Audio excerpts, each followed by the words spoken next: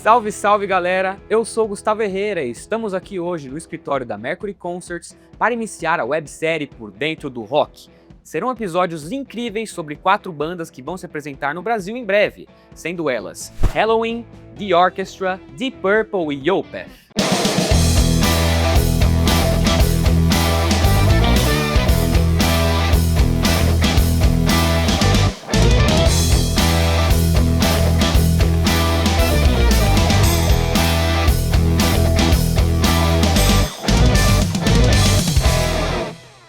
Nesse primeiro episódio, prepare-se para se surpreender com os mestres do Power Metal, o Helloween.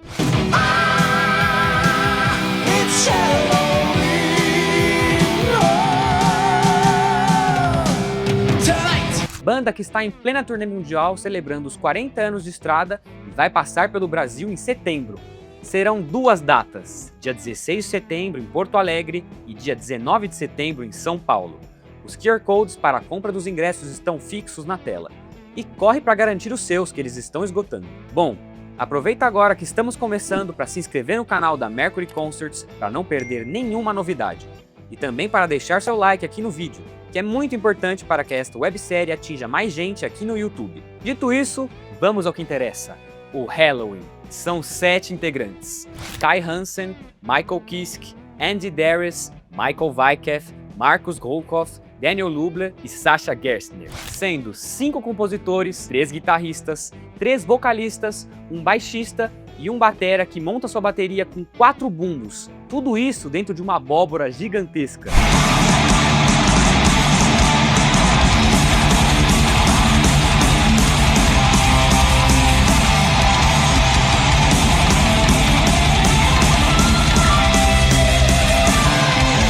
Uma banda que já vendeu mais de 10 milhões de discos e conquistou 15 discos de ouro e 6 de platina. No digital, o grupo mantém 1.400.000 ouvintes mensais no Spotify, plataforma onde São Paulo e o Brasil representam a maior base de ouvintes. Seus maiores hits de streaming refletem o legado de clássicos absolutos. I Want Out tem mais de 127 milhões de reproduções no Spotify e 79 milhões de visualizações no YouTube. Forever and One, Neverland, tem quase 50 milhões de plays no Spotify e 68 milhões de visualizações no YouTube.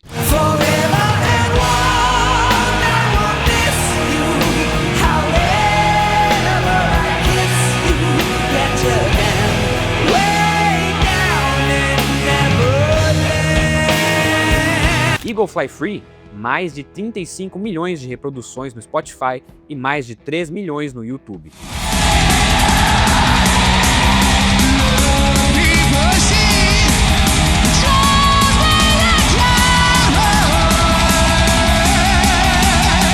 Como Kai Hansen costuma dizer nas entrevistas, o segredo para essa longevidade e tantos hits é muito comprometimento, trabalho duro, além da paixão pelo rock. Como ele mesmo diz, nunca quis ser um rockstar, só queria conquistar o maior número de fãs possível e me divertir muito. As raízes do que viria a ser o Helloween remontam a 1979, quando o vocalista e guitarrista Kai Hansen se juntou ao guitarrista Pete Silk para formar a banda Iron Fist, em Hamburgo, na Alemanha, a 289 km da capital Berlim. Se uniram a eles Ingo Schustenberg na bateria e Markus Golkoff no baixo. A maior ambição deles era tocar na famosa casa de shows Markthalle, de Hamburgo, uma casa com capacidade para 1.000 pessoas. Silk saiu para se tornar engenheiro de som e foi substituído por Michael Weikath, guitarrista que tocava no Powerful. Em 1984, por sugestão de Ingo, a banda resolveu trocar de nome para Helloween, um trocadilho entre a festa pagã e inferno em inglês, algo de fácil assimilação para o público americano. O mascote, o Pumpkinhead, também foi sugestão de Ingo. Logo após adotarem o nome Helloween, as coisas começaram a dar certo.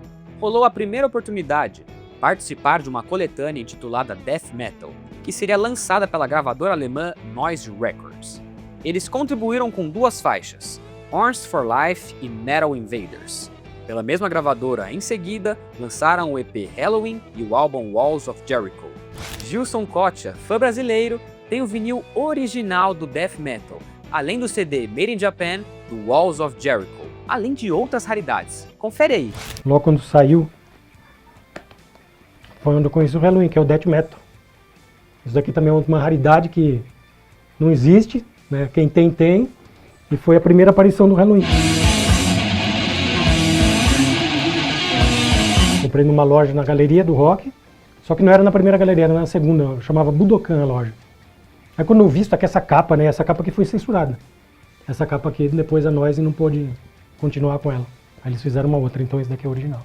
Essa camiseta aqui, coitada, ela tem, não é mais preta, né? Ela já foi preta um dia. E também naquela época, né, que foi uma das melhores épocas, recebi aqui uma carta do fã-clube. Tá aqui esse envelope. E um cartão de Natal autografado pela banda. Isso aqui também é uma coisa que não tem preço, né? Então esse daqui foi o primeiro CD. Né? Foi o primeiro CD que eu comprei na Galeria do Rock em 1985, logo quando saiu. Foi caro, na época eu lembro, porque não tinha, né? E o pessoal para importar era muito difícil.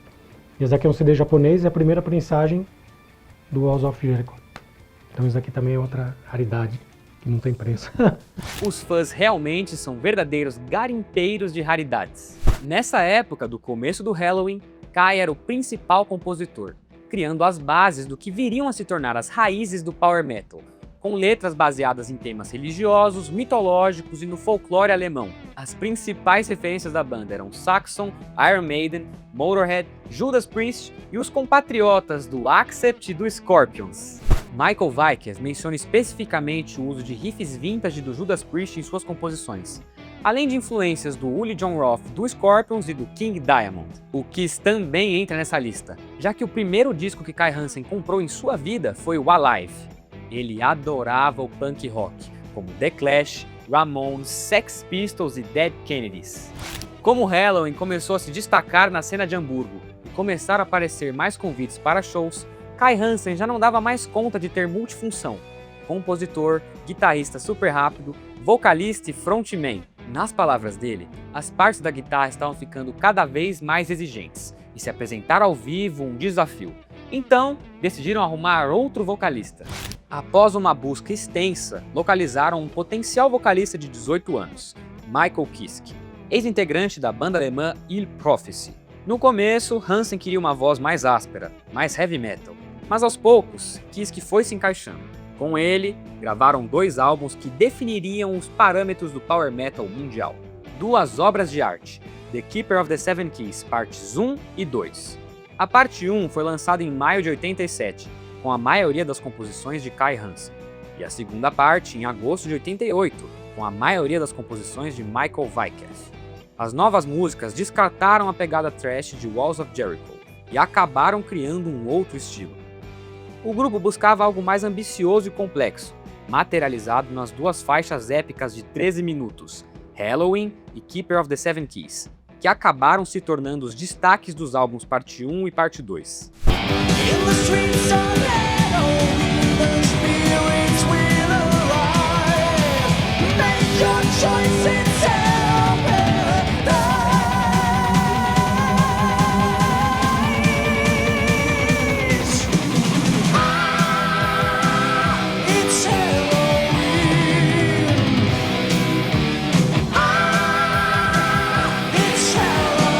Kai explica que mastigaram o heavy metal e o cuspiram do jeito deles.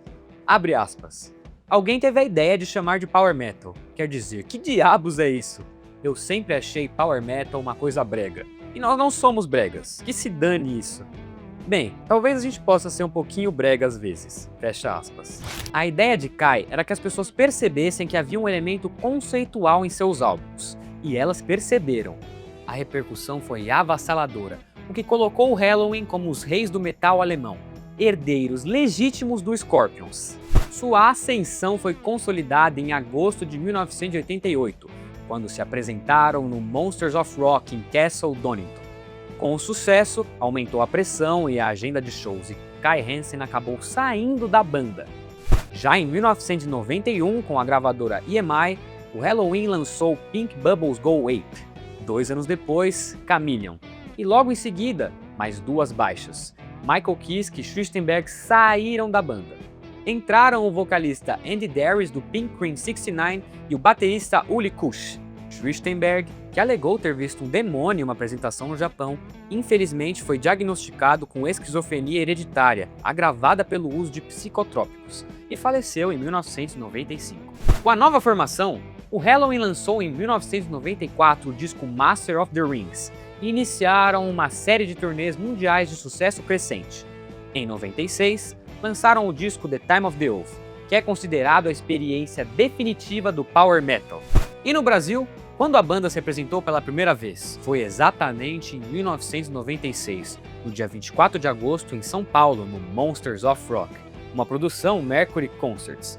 Antes de subir no palco, a banda deu uma entrevista para MTV. Se liga só! We've been supposed to have come here to Rio some 9 years ago, but by that time we've been doing the English tour and the Live in the UK record, and so we couldn't come to Rio by that time.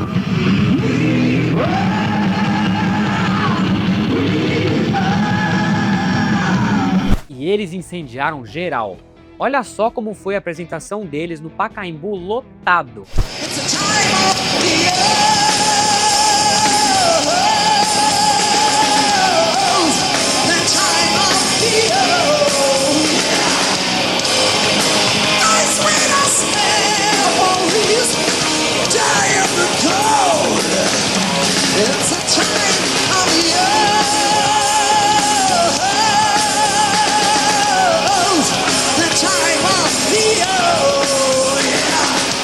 Desde então, foram várias apresentações no Brasil, uma melhor do que a outra.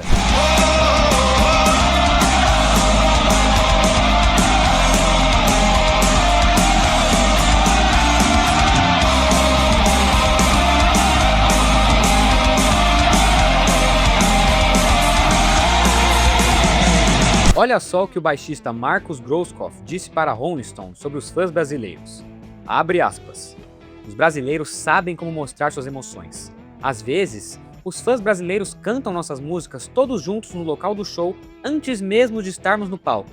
Ficamos arrepiados nos bastidores. Quando entramos no palco, alguns na plateia chegam a chorar. Então, se você tem tanta energia, você dá muita energia de volta, é claro, fecha aspas. Qual foi a primeira vez que você assistiu um show do Helloween? Como foi? Conta aqui nos comentários que a gente quer muito saber. A minha primeira vez foi lá em 2019, no Rock Fest, uma produção da Mercury Concerts. Eu nem conhecia a banda, mas quando eles tocaram Perfect Gentleman, eu percebi que virei fã. E pra você, qual clássico não pode faltar nos setlists dos shows de setembro? Comenta aqui! A atual turnê de 40 anos começou em outubro de 2025 na Europa, e marca também o lançamento do álbum Giants and Monsters. A banda percorreu 14.117 quilômetros para fazer 21 shows em 17 países, reunindo mais de 150 mil fãs. Em abril, a turnê passou pelos Estados Unidos e Japão, depois pela Europa, e chegam à América Latina em agosto. E já que falamos em abril, no dia 6, para celebrar esse momento e agradecer aos fãs, o grupo fez um clipe ao vivo de Twilight of the Gods, capturando a atmosfera mágica dos shows da tour.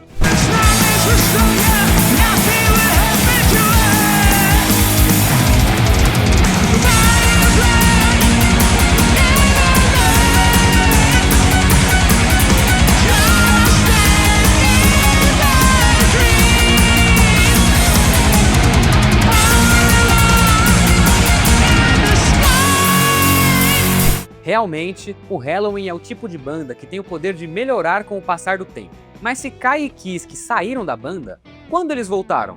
Em 2017, se juntaram à banda para a turnê The Pumpkins United, uma alegre celebração de toda a história do Helloween até aqui, com os 3 vocalistas originais no palco. O single Pumpkins United foi lançado em 13 de outubro do mesmo ano, e essa data entrou para a história como o dia do retorno de Michael Kiske e Kai Hansen para a banda. E o que seria uma reunião para celebrar um momento se configurou como a volta da formação clássica, tornando o Helloween ainda melhor. Confere só um trecho do clipe de Skyfall do álbum Helloween de 2021.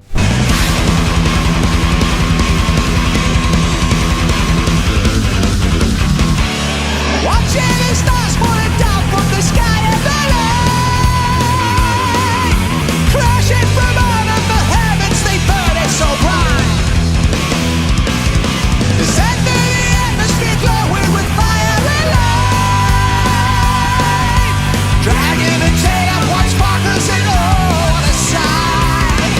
Kai considera a música Skyfall como a que melhor representa quem ele é como músico. A letra conta a história de um alienígena em patrulha que é atraído para a Terra através de um falso pedido de socorro de uma raça inimiga. Quando ele chega na Terra, ele é abatido e cai, uma referência ao incidente de Roswell. Kai explica que o título Skyfall funciona como uma metáfora para mudanças súbitas e drásticas na vida.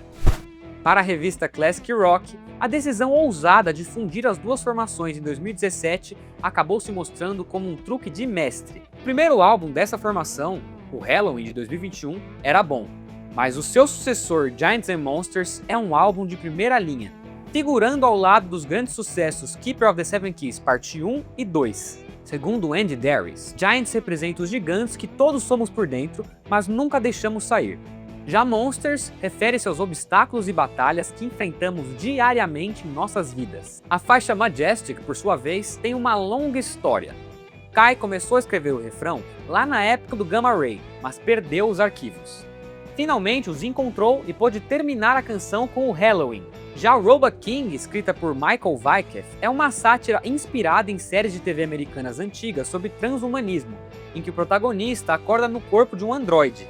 No total, a banda compôs 21 músicas para o projeto, ou seja, já possui material suficiente para um próximo álbum. Para Sasha, a convivência entre os 7 membros mudou a forma de criar da banda, e que as turnês ajudaram os músicos a conhecerem os gostos um dos outros, o que se tornou inspirador, resultando em tantas composições novas. Abre aspas. Estamos cuidando tanto da vibração e da energia das músicas que não nos importamos muito com a parte técnica. Queríamos reproduzir nossos pensamentos e sentimentos. Fecha aspas. Ele acrescentou que se esforçaram como nunca antes para a produção de Giants and Monsters. O baterista Danny Lubler, que está há 2 décadas na banda, afirmou nunca ter tocado tanto quanto para esse disco. E para algumas faixas, Lubler gravou 3 versões completas de bateria, uma metal, uma mais solta de rock e uma convencional, para que a banda pudesse escolher a que melhor se encaixava. Haja fôlego, hein? O álbum foi mixado no lendário Whistle Lord Studios, na Holanda, que já recebeu ícones como Def Leppard e Judas Priest. A missão era capturar um som de caos britânico, inspirado no Motorhead, com uma sonoridade crua e direta. Por isso, a bateria foi gravada sem uso de samples, priorizando o som natural dos microfones. Realmente assistir esses caras ao vivo é um privilégio, e você não pode ficar de fora dessa. E para quem ficou até agora, preparamos uma surpresa. Se liga nesse solo do Lubler para já ir entrando no clima da turnê de 40 anos que vai passar aqui no Brasil em setembro.